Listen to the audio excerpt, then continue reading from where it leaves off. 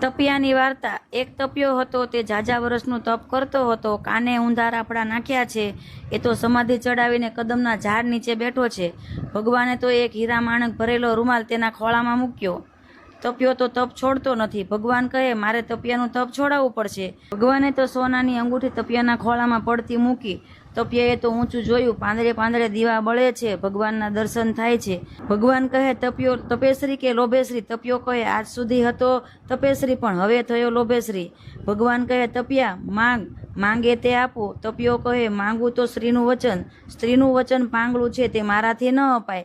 સાસુ સસરાથી છાનામના વ્રત વર્તુલા કરે, ધણે દીકરાથી છાનામના પૂન દાન કરે। તપિયો કહે, અપાય તોય આપો અને ન અપાય તોય આપો। ભગવાન કહે, આપું તો એક વાતે આપું। સ્ત્રી અસલી વ્રત કરીને ઘીના દીવા વગર ખાય તો તારો ભાગ।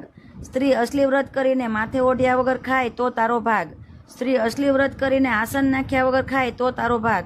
સ્ત્રી અસલી વ્રત કરીને દક્ષિણ દિશા તરફ મોં રાખીને ખાય તો તારો ભાગ। સ્ત્રી અસલી વ્રત કરીને તપિયા તારી વાર્તા સાંભળીને ખાય તો તારો બિલકુલ ભાગ નહીં।